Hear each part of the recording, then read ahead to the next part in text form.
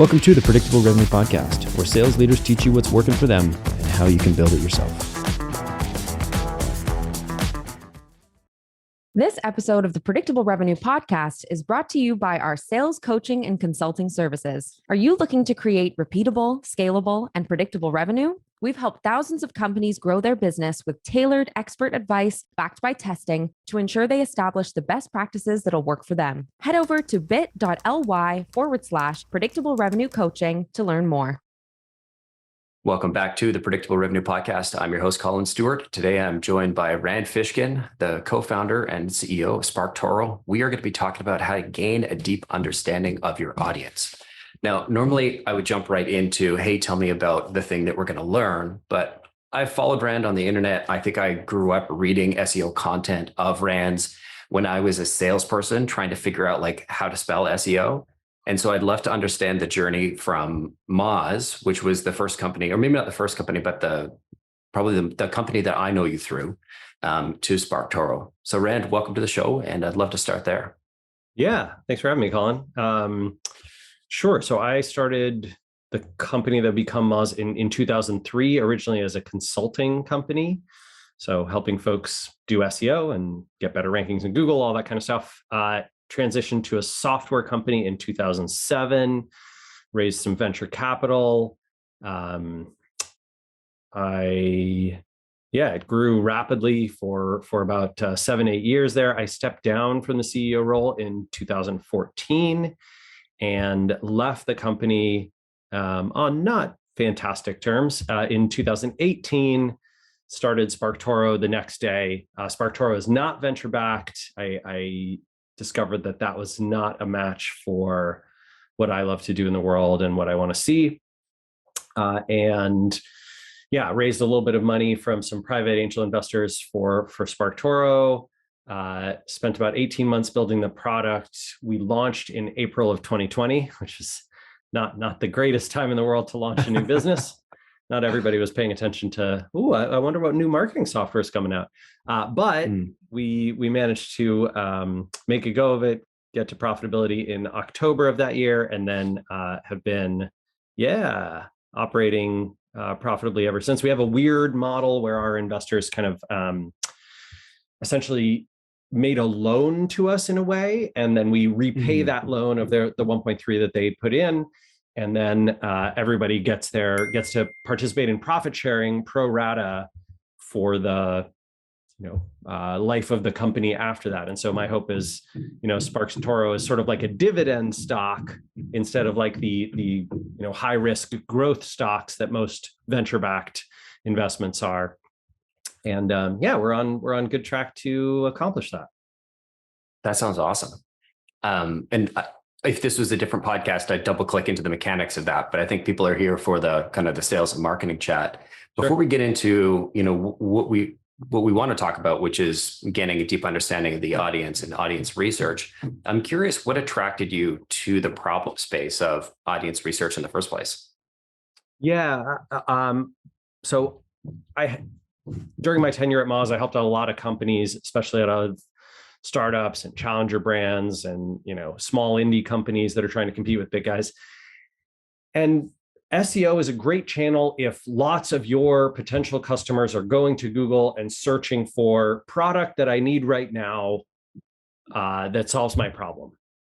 But in a ton of spaces, that's not what happens, right? People don't just go to Google and search for the thing that they need. What happens is they consume media and they listen to podcasts and they watch YouTube channels and they subscribe to people on Twitter and LinkedIn and Facebook and Instagram and TikTok, and they read subreddits and they follow websites and they subscribe to email newsletters that inform their decision-making around, do I have this problem? Should I invest in solving this problem? What are the solutions out there?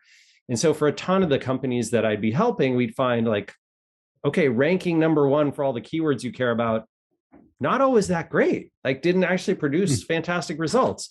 But what we did find instead was that, if you manage to be in all the publications and places where your audience pays attention, then things really start to turn around. And in fact, it can have a positive impact on SEO too, because people will start to prefer you in the searches, and you get more links and more authority from all the places that talk about you and mention you. And people have heard of you before they, get to your website, and they have signed up for your email newsletter, and they've followed you on social, and all these sort of positive brand halo effects, hard to measure things, but very impactful.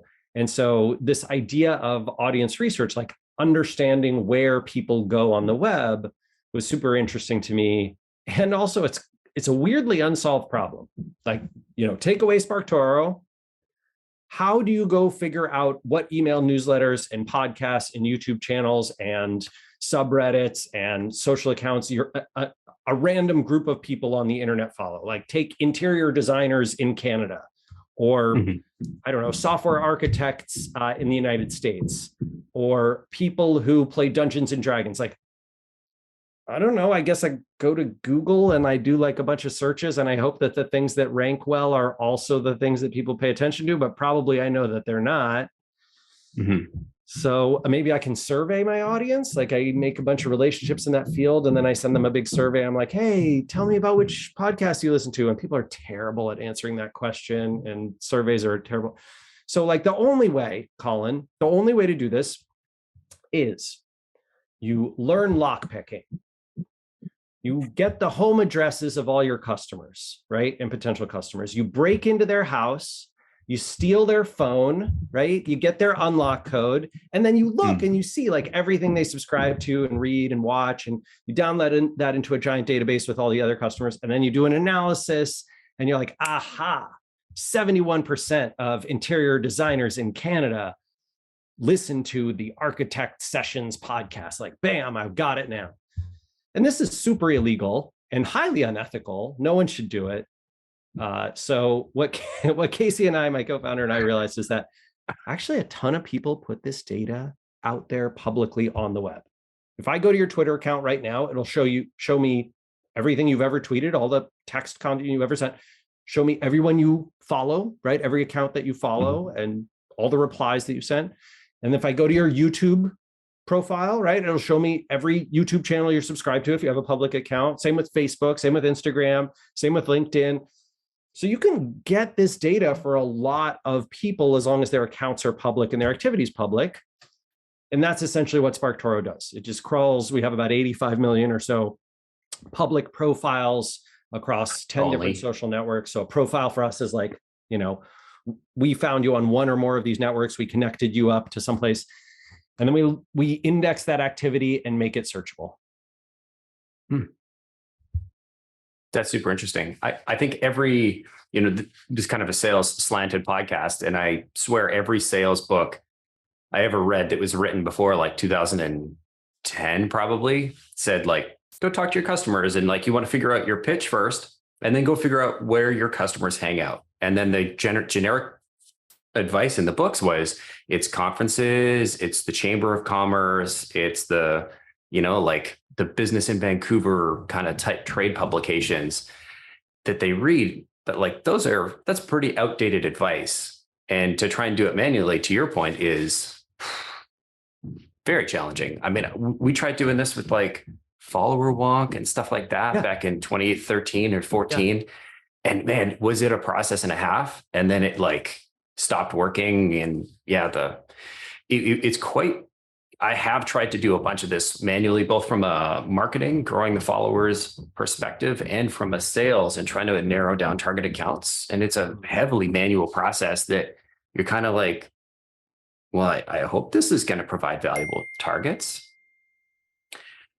But not always. And so, look, what SparkToro is not, is it will not tell you, it will not give you sales targets, right? So follower wonk is a little bit different. Follower wonk is like, you search for your interior designers Canada, and follower wonk gives you a list of people whose Twitter accounts say that they're an interior designer in Canada. Great, right?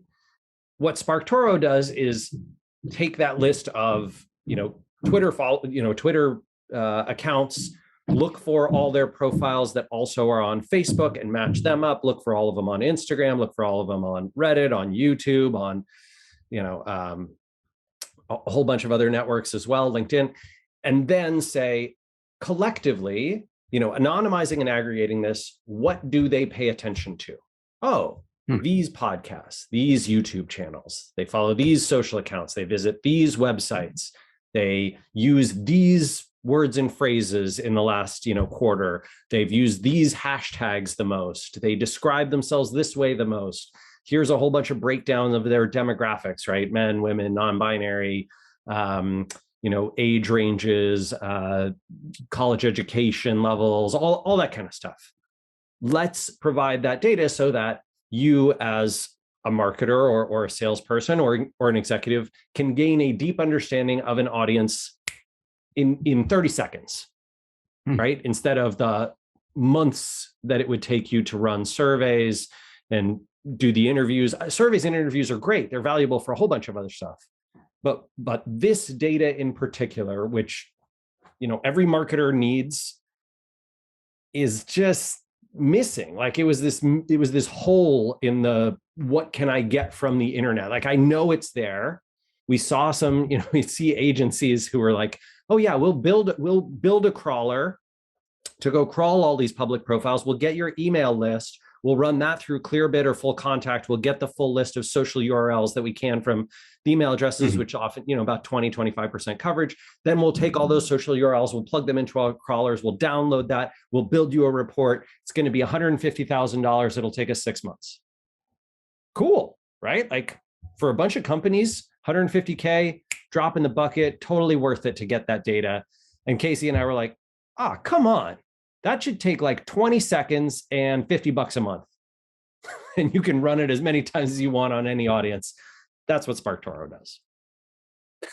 I also love how the default like founder B2B pricing is like $50 or $100 a month. Like you just got to start there. I mean, for us, it was very much about democratizing the data. So, there's lots of options. We could have gone the enterprise sales route, like, hey, you sign up, it's, packages start at $5,000 a year. We sign 2-year contracts minimum, all that kind of stuff. And we have a sales team. We probably could have built a nice business that way too. But I don't like that. Like, I am not a fan of enterprise sales. I'm not good at it. I don't understand it.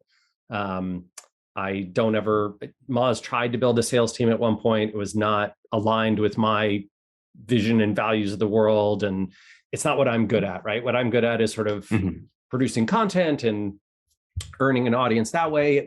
SparkToro has a completely free version of the product that anyone can try. I think we have like almost 100,000 people who have a free version of the account that they use, just to run free searches every month and learn more about their audiences. And then if and when they need the paid product, right, more data, they sign up. Great. Super interesting. Like this is a sales podcast. And one of the things that when I saw this interview coming down the pipeline, I was like, I'm going to check out the new product. And then I started putting it in. I'm like, wow, this is really interesting for me as a salesperson to go from 0 to 1 in a new industry would have been incredibly helpful if I was going back and selling into, I don't know, fruit and vegetables to farm or from farmers or to restaurants, and to try and catch up on what my audience, just to catch up on that information that your audience is that you're eventually going to get as a salesperson through interacting with people at conferences, but this is just the accelerated version. And I'm like, oh, well, what kind of people are doing this on a regular basis? It's almost like, teams that are doing demand gen for B2B tech and SaaS companies. Is like, oh, shoot, that's what we do. I'm like, all right, sending it to our people. I'm like, you guys got to check this out. Like new SDRs need to be using this just to, even if it's not like the paid version, sorry, Rand. Yeah. Just to get a quick, like 0 to 1 on an industry to find out, because so much of it is understanding the verbiage and the way that people think about and the way that they describe the problem. And just, this is great. Great content for, like I said, going 0 to 1 on a net new industry. I'm curious what, from a marketing perspective, there's the like, why should I need this? Why don't I need this? Why do I need this? How do you think about that? And like, why do people, why is nobody doing this? So it's not nobody. Brandwatch has an enterprise version. It's very expensive, but very high quality, that does like some of this audience research stuff, not exactly the way SparkToro does it, but you could reasonably use it as a substitute, and I think it's pretty excellent. There's a company called Helixa.ai, and there's another one called Audience, like with an S. And they do similar-ish things, kind of aggregating, anonymizing, and then giving you aggregated data about, a group of people online from their social profiles. It's just none of them are quite as like clean and straightforward. Like, I want to know about, I don't know, people who frequently talk about cybersecurity on the internet. Oh, okay. Well, we'll look for people who, on their Twitter account, on their LinkedIn, on their Facebook, on their Instagram, have posted about cybersecurity 5 times or more in the last 90 days. And then we'll show you that for those 17,000 people, public profiles that we found that did that on one or more of their networks, they did this, they had this behavior in this percent. So like, 12% of them said they were a consultant. Oh, okay. I guess security consultants are the people who talk about cybersecurity the most. And then, 10% are directors of IT. Oh, all right. That's another like potential cohort that I might want to reach if I'm selling cybersecurity or if I'm pitching. And which podcast should I be on if I want cybersecurity people to like pay attention to me? Aha, that one right there. Like that one's followed by 31% of these cybersecurity people. Great. Like that's the podcast to pitch, or I should advertise on there, or I'm going to, run my YouTube channel advertising to target like these 5 YouTube channels, or I'm going to go to the social accounts. I'm going to plug. Oh, great. That's my Facebook ad targeting sorted right there. Like, it's that group of people, or these websites. I want to pitch them on whatever, doing a co-marketing event or running a webinar with them or whatever it is. So this kind of data is not completely unavailable, but it was just very frustrating to get before SparkToro. I think, I'll tell you honestly, Colin, I think one of the reasons that nobody built it is because it's a very one-time type of activity for many companies. So if you're a consultant or agency, most of those folks who sign up with SparkToro, like they use it all the time. They're in there like every week. Their consultants are constantly using it. They're helping every client with it, right? They're getting a bunch of data, showing it in their reports, pitching clients with the data, blah, blah, blah. But if you're an in-house marketer, you might be like, hey, I need to understand my audience and like all their behaviors and where they go, blah, blah, blah, blah. Then I'm going to do 6 months of work. Then maybe I'll come back to SparkToro and like use it again. But because it's that stuttered, interrupted type of usage, it doesn't fit what venture capitalists like to see, which is an extremely long customer life, right? Like we want to see, 40 months of subscription is the average. Your churn rate is under 2% per year, like all those kinds of metrics. And SparkToro is not that. Our churn rate is like 8% a month. Tons and tons of people come in, use it for a month or 2 or 3, and then leave. And then they come back in a year or 2 when they need it again, which is great. But because of that, the metrics don't look so nice from a VC perspective. And that's why it's so great to have none of those types of people invested in SparkToro. Yeah, it reminds me of a similar problem that Unbounce had in the early days. Remember Rick and Ollie and those guys were super generous with their time and their opening up their metrics. Be like, yeah, you want to see what our dashboard looks like? Here you go. And I remember they had kind of similar problems with maybe a different fundraising or finance source. And so they were always looking for that kind of push to the 12-month and the 18-month mark. And it's super frustrating as a customer, right? Because like, what I want is to be able to use the product when I need the product and not use it when I don't. I like Snickers bars. Like, I think they're great. They're tasty. They fill me up. I do not need a subscription to Snickers bars. I don't need 2 of them in the mail every week. I'm not going to pay for that. I have no interest in it. I need it when I need it. I'm going through an airport. I'm hungry. I'm like, okay, I want a Snickers. Why does everything have to be a subscription? Everything has to be a subscription because in late stage capitalism, that's how venture capitalists make their billions, right? And F that. I don't need that. Like, get out of here. I'm trying to provide a product that is useful and valuable to its customers. I don't care if you get $150,000 of value out of $150 one-time 1-month subscription. and then you quit because you want to save the $150 next month. Great, fantastic, come and go as you please. I think it's going to build a better business long term, because I think people will come back when they need it. They will remember SparkToro as someone who like treated them fairly and didn't try and like, well, you're trying to cancel your account, but blah, blah, blah. Like, you're going to have to call us on the phone to cancel, or, whatever, like kind of, oh, we only accept, yearly subscriptions. Sorry, your contract says you're with us for another 2 years. Like, none of that. The pricing gates. There's one company that we've used in the past that I won't say the name out loud, but they had definitely read all and consumed all of Patrick Campbell's Price Intelligently or Profit Well's content.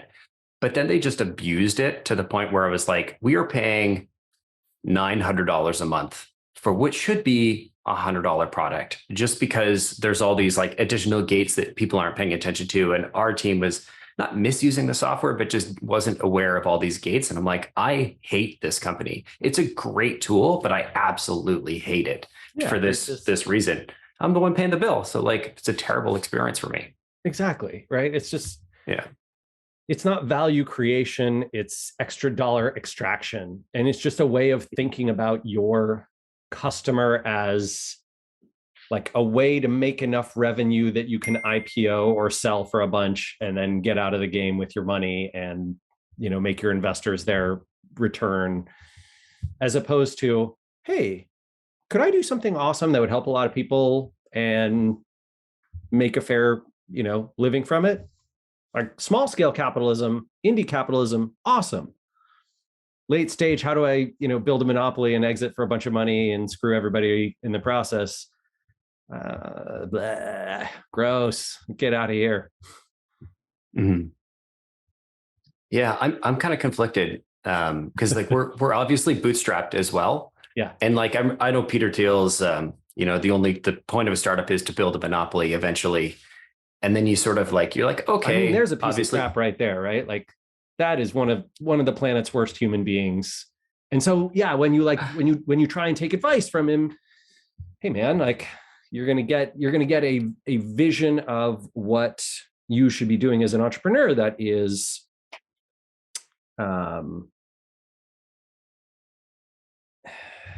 fundamentally about taking something from other people, building up a moat to prevent competition, using that to stifle innovation from any of your competition, and trying to essentially rent-seeking types of behavior rather than value creation kinds of behavior, which is the monopoly, motto. And that's why, I think what's very frustrating is, I'm sure you can feel this, I'm sure everybody feels this, the last 10 years of innovation on the web has been stifled by the big players of the first 10 years of innovation, right? So like Google, Apple, Amazon, Facebook, Microsoft, like massive amounts of innovation from, kind of the late 90s when the Microsoft antitrust case hit to 2010, 2011. And then it was kind of like everybody built their moat, nobody touch anything. Whoa, Figma's doing something really interesting. Adobe, buy them, like shut them down. Don't let them compete, right? We got to put the lockdown. Whoa, Instagram looks really interesting. Facebook, buy that shit, right? Like lock that down. It sucks. Yeah. And when you look at like Cisco, like their moat is the distribution, right? Like they have the brand, they have the access. It's almost as if to your point, like the innovation, and I'm not saying Cisco hasn't innovated. I don't know that business well enough to comment one way or the other. I'm sure there's great stuff happening, but it seems like it'd be really hard to innovate, like truly innovate in a huge company. And so acquisition's the only way. And you already have distribution, which like the first really hard problem is product market fit. And the second one is like path to market. Yeah. So, I mean, this is why it's so much fun, so interesting, so cool being at small indie companies that are competing in sectors that the big guys are avoiding and ignoring. And also why it really sucks to sort of be beholden in those big spaces to those big monopolies, right? The monopoly is fundamentally, I think the United States learned this pretty early in the 19th and 20th centuries, right? Fundamentally bad for democracy, bad for capitalism, bad for wealth equality, all these kinds of things, right? Bad for economic growth. And so we developed a bunch of antitrust laws, right? That, shut down like, hey, US Steel, you can't own the railroads and the steel production and only ship your steel on your railroad lines and charge everyone else, an arm and a leg and prevent competition, right? And this case was like fundamental to US antitrust law. And then through a variety of legal and semi-legal, contributions to political campaigns, Google and Facebook and everyone else was essentially able to prevent antitrust law to being fairly applied to them. There you go. And now we're in this situation that we're in. And so, yeah, I mean, we can talk about like the politics of economic policy, but I suspect, right, the way that this ties back to what we all do is that Facebook and Google 10 years ago gave you incredible amounts of data about your audiences. Even Twitter, if you looked at your Twitter analytics 5 years ago, they gave you all this breakdown of here's your demographics and here's your most engaging tweets and here's how your audience is growing, blah, blah, blah, blah, blah. Facebook, before the Cambridge Analytica scandal, had tons of information about your audience and the audiences of everybody else on Facebook. You could see all this information. And now it is virtually impossible to get that, right? And it's under the guise of privacy and privacy protections and yada, yada. And it's kind of BS. It's mostly a way to get you to buy advertising instead of learning about your audience's organic behaviors so that you can go through all these diverse marketing channels that pay real dividends and don't cost an arm and a leg and aren't just funneling money to Google and Facebook's duopoly. And you can get that data back if you're willing to put the effort in, right? Either to go crawl all these profiles yourself manually or to use a tool like SparkToro or something like Brandwatch, right? And understand your audience's behaviors so that you can go manually be in the places your audience pays attention. And so, when I talk about this stuff, like I really do have passion and interest here. I really do hate the whole monopoly thing, but also SparkToro is fundamentally about giving back the data that big tech took away in order to juice their ad programs. Mm-hmm. I totally hear you there. And I could definitely, like, part of me wants to take us down to like 7 powers conversation versus monopoly and all that, but I'm not sure this is quite the podcast for it. I was thinking, like, as you were kind of explaining, how to use this as a salesperson, so much of what we've done as, with sales development, it's obviously gotten harder and harder. And so much of it is you're trying to create a conversation or create a connection with somebody who's totally cold, which I'm sure the inner marketer in Rand is like, cold email needs to die. I hate it.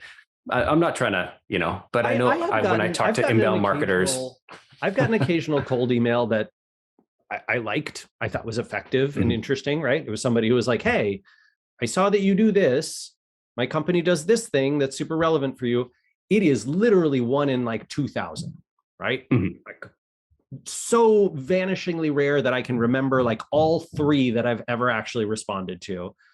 So yeah, it kind of sucks that, 1,999 spammers and like pieces of crap who are completely irrelevant are emailing your customers too with cold outreach that is not useful to them. And also every once in a while, something will be effective for someone.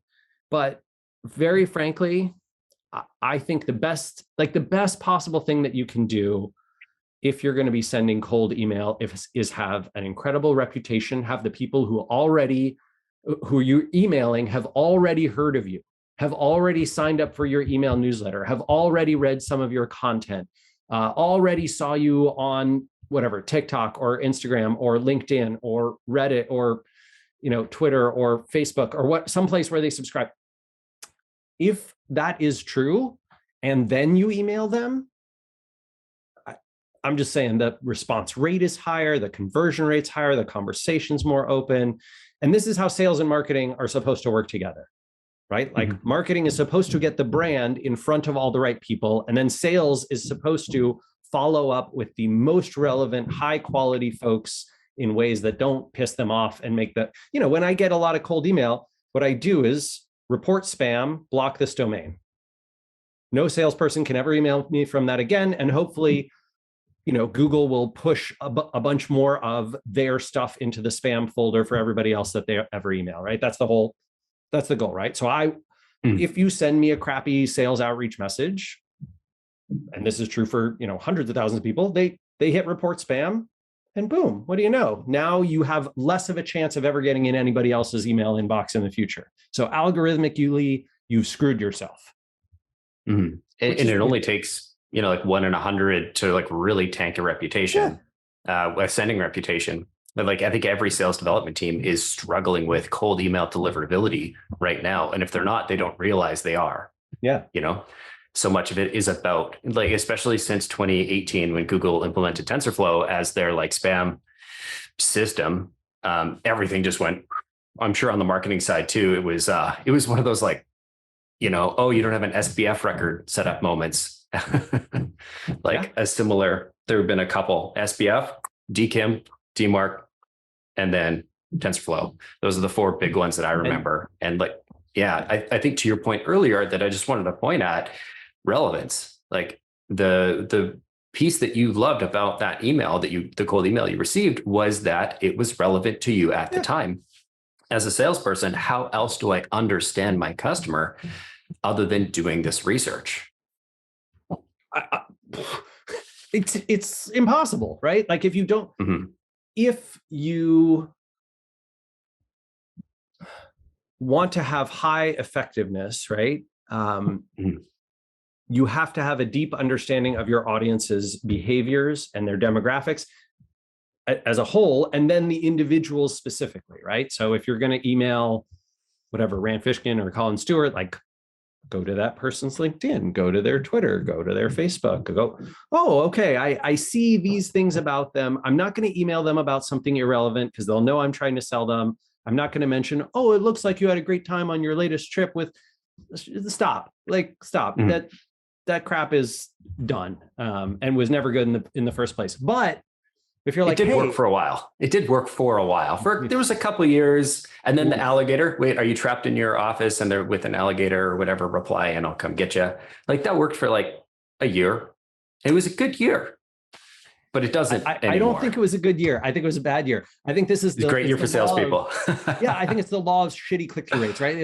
It trains people to try and find the latest growth hack that's gonna, juice the results for a few months, and then you get onto this train of just trying to burn out the latest tactic and channel arbitrage for sure. Right. And like that whole thing is a completely garbage methodology compared to the slow, steady, patient, frustratingly high investment process of building a true flywheel.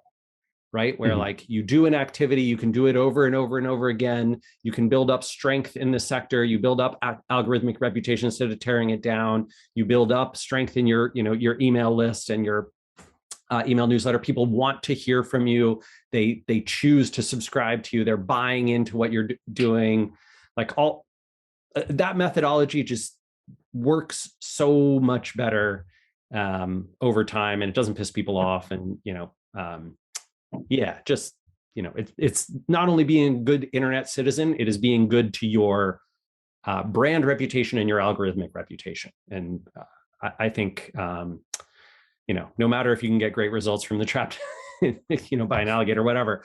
But I was going to say the thing that you can learn from that is, I see that Rand just launched Reddit data inside of SparkToro. You know what? We have a crawl of a whole lot of, TikTok data. I'm just going to reach out and be like, hey, I saw your Reddit launch thing. Would you guys ever think about adding TikTok data? We have an API for that. Drop me a line if you're interested. The pricing's actually pretty reasonable. Freaking phenomenal sales outreach. Like, actually, that is something that SparkToro would consider adding. An API for that might be useful. We might consume that data. We might end up spending tens of thousands of dollars a year with that company. Let's have a conversation, even if it's not right now. Like, I'm glad the door's open. Check back in with me in 6 months when we might have more budget to do that, because I am really interested in that. And all it took was gaining a deep understanding of your sales, your sales target. But I don't know. It's not laziness. I don't want to say laziness is to blame here. I think it's incentives. I think that a lot of salespeople are trained and told this is the methodology. You send this many emails every day. And if that's how many you have to send, there's no freaking way you can bother doing the intense amount of research that's required to make the message relevant. And you don't get to go back to your boss, your team, or whatever, and say, hey, you gave me 1,000 emails. I investigated them all. I think only these 50 are actually relevant to email, right? The manager is going to be like, I told you to email those people. Go do the job I told you to do. Like, I don't blame the salespeople here, right? Yeah. And in some cases, we've absolutely seen that. But I think there's a big disconnect in like sales leadership as a whole. There's no university. I mean, there might be a couple of universities. I know there are a few that kind of specialize in it, but to do exactly what you said of, hey, I'm not going to email these 2,000 people this month. I'm going to talk to these 50 people and I'm going to have a similar conversion rate. That's an earned luxury for a salesperson, and not just an earned luxury in that you have to show your boss you're capable of hitting your goals in the first place using this method, but you also have a boss that's going to trust you enough to do that. And train you that way, and then create systems that let you do that kind of targeting. And you have to know your audience well enough to do that. I can do that selling to founders and CEOs, no problem. But I've been a founder CEO for 10 years. How else do you catch up on all the things that I'm thinking of than kind of doing your homework in the first place, which is hard to do when you're making 10,000 calls a day? There's no way, right? So scale is the enemy of personalization. And it's also the enemy of good outreach. And so, I think this incentive model is just fundamentally broken. So when folks complain about salespeople and sales tactics, I think, unfortunately, the blame is placed in the wrong hands, right? Because it is not, in my opinion, it is not the salesperson who is doing this. It's the structure and incentives that are driving their behavior, and the leadership and decision making all the way from the CEO down that determine whether you're going to get these crappy messages and hit report spam, and then the salesperson is going to have an even harder time finding the next thing, and they have to change the domain name that they're sending the message from, and all this crap, right? Totally. I can't see why you didn't go the venture capital route. It just doesn't make any sense to me. No, you're totally right. A sales strategy starts with the finance strategy of what can we invest to acquire a customer. And if you follow, it's not Pacific Crest anymore. It used to be Pacific Crest, and David Scott would write about it. It's something else, KeyBank maybe, and they've got their annual SaaS survey. Oh yeah. The cost to acquire $1 of annual recurring revenue in 2016. So to acquire $1, how much do you think people were spending in 2016, 2017? 2016. Yeah. I mean, venture capital was flowing, maybe $5, $4 or $5. Oh, okay. No, it was 92 cents. They were spending upfront to acquire on average. Got it. So ARR, $1 of ARR. How much would they spend? Yeah, dollar wise to acquire $1 of ARR. Okay. I got you. Not cost per click or anything like that. Yeah, sorry. Poorly framed question. No. You're totally right. Yeah. So, right. And where do those 92 cents go? Well, and now I think it's over $1.60 to acquire. So that's, you're closing $100,000 deal, $100,000 ARR deal. Your company is investing $160K to close that. That company better stay for 3 to 5 years, or your payback is not great. I mean, this is the weird thing about SparkToro is I don't know what our cost of customer acquisition is. I know that we spend less than $200,000 a year on all marketing and sales combined. And I don't know, we're going to do 800,000 of new business this year. So it's something, that's great, man. Pretty good. But it's very hard to say, right? Because that sales and marketing is mostly just Amanda's salary and my salary and whatever we cost to send our email and sort of run our, various software that manages our social and content and stuff.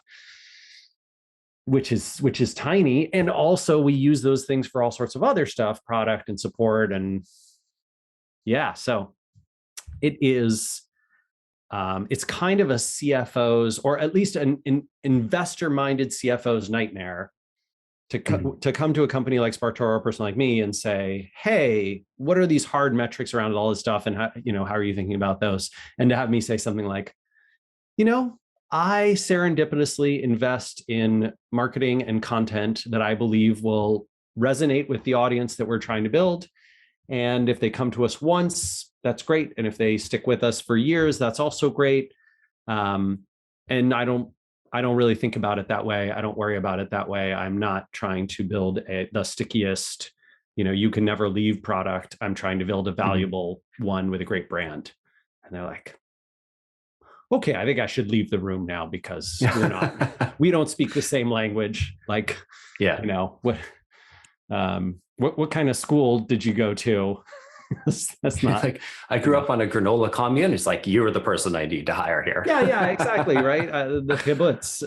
But it's like, it's just a different philosophy around the entire approach to, why are you building a business? Why are you building a product? Why are you selling that product? What is the goal in life? Is the goal in life to die with the most money? Is it to extract the most value from the planet? Is it to prevent anyone else from making close to as much money as you do? And I don't think any of those things are true. I'll tell you one of the best things I've ever done in my life, Colin, thing that brings me the greatest joy. And that is, Geraldine and I have been able to pay for some family and some friends, and some folks from my old company, Moz, their kids' college and their medical expenses, and finding out that they don't have those insane levels of monetary pressure and financial stress in their lives. I don't know. It's better than a new house, better than any new car you can possibly buy,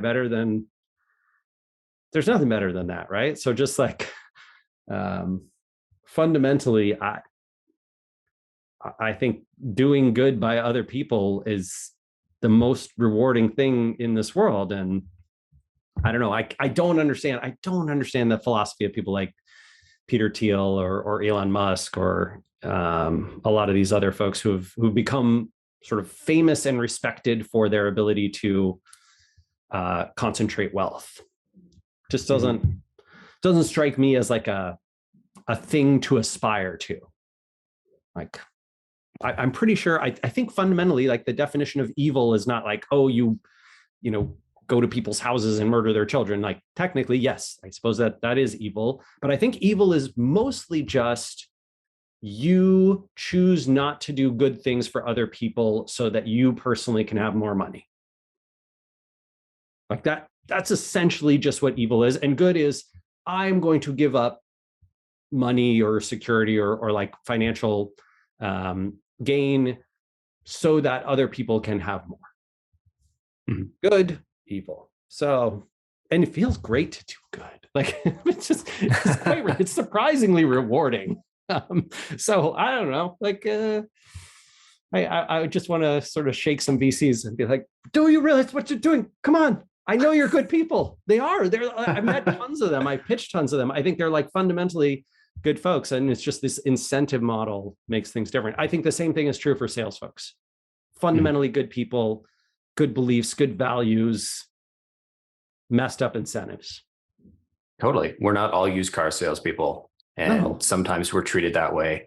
And I think there's so much pressure on the numbers, on you got to hit these numbers to hit these numbers to hit these numbers. And what's really meaningful at the end of the day is that meaningful connection with the customer, which brings us back to, you should all check out SparkToro, because I have used this and it's super interesting for going from 0 to 1 on a net new industry. Sure. Yeah. If you are in sales and you just joined a new company and you're trying to, or even if you've been there for a while and you're trying to figure out what podcast do my customers listen to? If you're an account-based rep, or even if you're doing industry, go throw your target account list, grab 100 I don't know, domains from LinkedIn or their URLs and toss it in and go see what they're listening to. Like, I can't think of anything more interesting than a quick way to get in the heads of my prospects. Absolutely true. And certainly if you're in sales and you're talking to your marketing team about like, hey, how are you going to grow, sort of the set of people that we can reach, that this strategy is very sound. Like, if you can get your brand in the places where your customers and your audience pay attention, I promise you, you will have incredible success. And if they've never heard of you before they get that email, it's so hard. 100%. I know you got a hard stop coming, and this seems like a great place to land the interview. We went on a bit of a journey, and we talked a bit about some marketing. We talked a little philosophy. If you're interested on the marketing side, if you're a salesperson trying to research, go get a free account. It's not paid, free. I used it myself. It was awesome, especially so much easier than FollowerWonk and all the tools that I had done before to try and do this. Super cool. I tried to do that. It sucks. It's manual. It's hard. It is valuable, but it's a ton of work. So check out SparkToro.com. If you're like, hey, this Rand guy has some interesting ideas, I like his philosophy, you can check out his book, Lost and Founder. It's on Amazon, all the evil places where you can buy it, and all maybe directly from non-evil places. Yeah, Powell's Books, IndieBound. You can get it from those spots too. Cool. Rand, thank you so much for coming on the show. My pleasure. Colin, thanks for having me. Take care. Anytime. You too. See ya.